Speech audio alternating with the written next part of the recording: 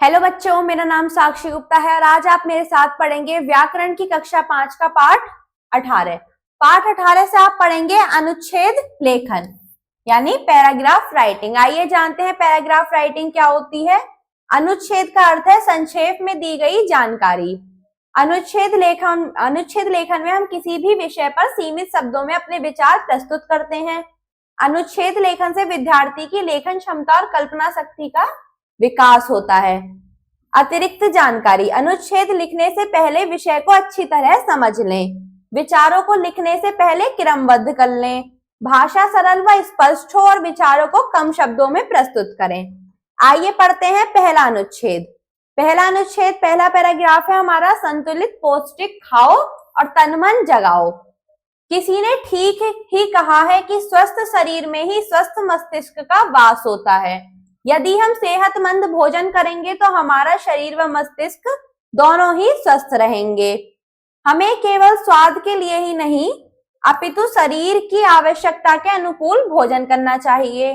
संतुलित व पौष्टिक आहार लेने से ही शरीर स्वस्थ व बलवान बनता है तथा बुद्धि का विकास होता है। बीमारियों से लड़ने की क्षमता भी उस व्यक्ति में अधिक होती है जो दूध, दही, फल व हरी सब्जियों का सेवन करता है।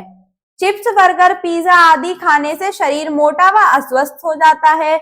इसलिए स्वस्थ भोजन करो और अपने तन तथा मन दोनों को स्वस्थ रखो। यह उक्ति ठीक ही है।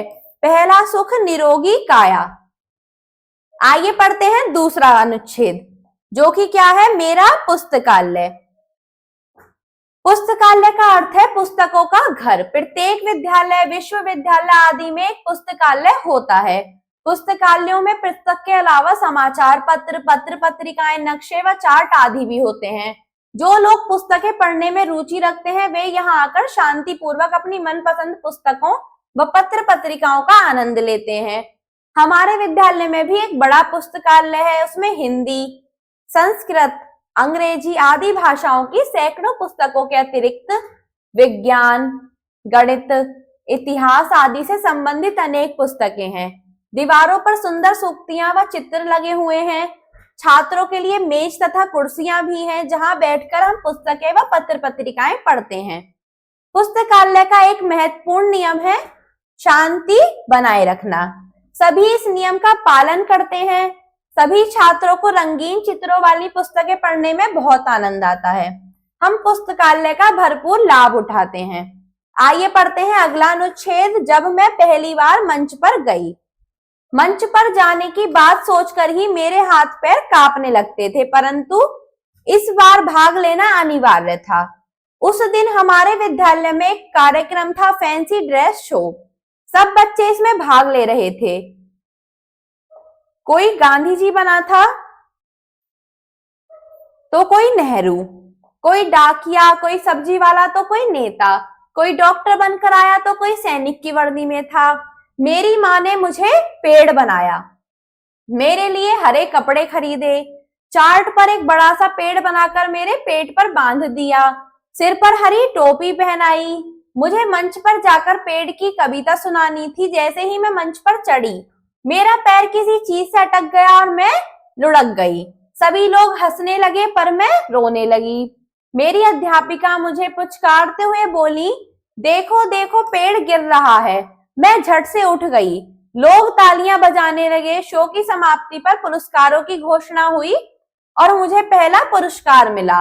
मैं बहुत खुश थी। मंच पर जाने का यह पहला अनुभव मैं कभी नहीं भूल सकती, क्योंकि हंसी खुशी और रोने का संगम जो हुआ था।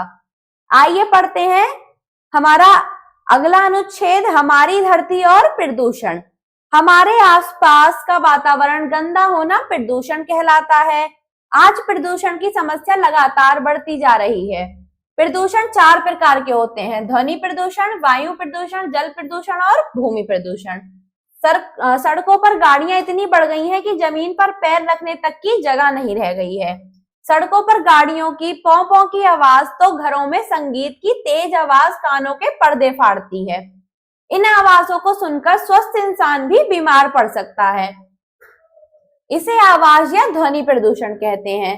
शहरों में उद्योग धंधे इतने अधिक बढ़ गए हैं कि चारों ओर कारखाने ही नजर आते हैं।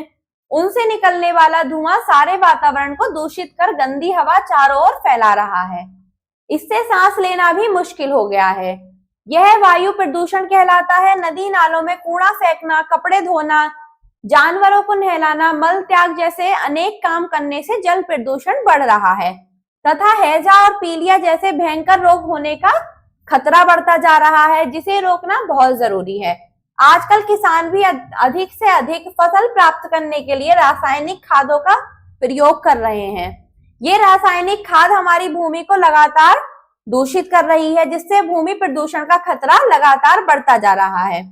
इसके साथ ही इससे प्राप्त होने वाले फल, सब्जियां भी हमारी सेहत के लिए हानिकारक साबित हो रहे हैं। प्रदूषण की इस बड़ी समस्या से निपटने के लिए प्रत्येक मनुष्य को प्रयत्नशील होना होगा। ज्यादा से ज्यादा पेड़ लगाने होंगे तथा अपने आसपास साफ सफाई का ध्यान रखना होगा। आइए देखते हैं इसकी अभ्यास।